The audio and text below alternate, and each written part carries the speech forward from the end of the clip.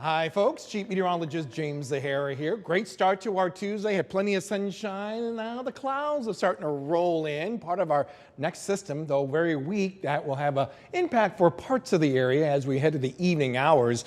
You can see that out to the west right now, all aloft, that green representing rain, but once again, all aloft. Got to saturate that air a little bit more before we start seeing some of those raindrops. Until then, though, we are seeing a lot of clouds, dry conditions, and numbers ranging from the mid-40s around Monticello to as warm as the lower 50s that we're noticing in the immediate Quad Cities. As that system pulls its way slowly to the north and east, we start saturating that air enough that we start bringing in some passing rain showers. And we're still looking at sometime this evening for that coverage to be slowly increasing and then making its way off to the north and east right around midnight, leave behind a lot of broken cloudiness as we go through the rest of the night. Shouldn't be too cold compared to early this morning with those numbers dropping around the lower 30s. Right now we're looking at numbers overnight dropping around the upper 30s to farther south, numbers around the 40-degree mark. Should be a pretty decent day, though, with that system pulling away.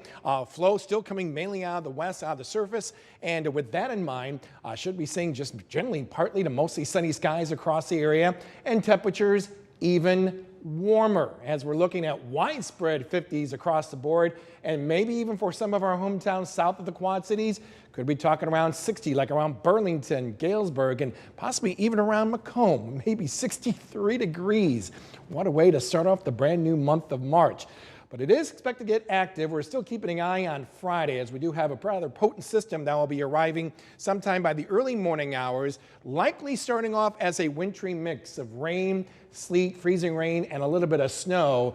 And then very likely, depending on the amount of cold and moisture available, we're talking changing to all wet snow. But the track is going to be the key. It's been getting a little consistent as far as allowing us to see that changeover. It's going to be really the amount of cold and the moisture availability that will determine how much snowfall we could potentially see. Okay, that's going to be the key with this system as it makes its way across our area by the end of the work week. A little passing shower then for tonight, should be ending around midnight, about 38 for the low. And then taking a look at that 8-day outlook, once again, keeping an eye on that system on Friday. That'll be the coolest day of our next 8 because temperatures will slowly rebound right through the weekend and at least going into early next week. For more weather information, go to our website, that is WQAD.com.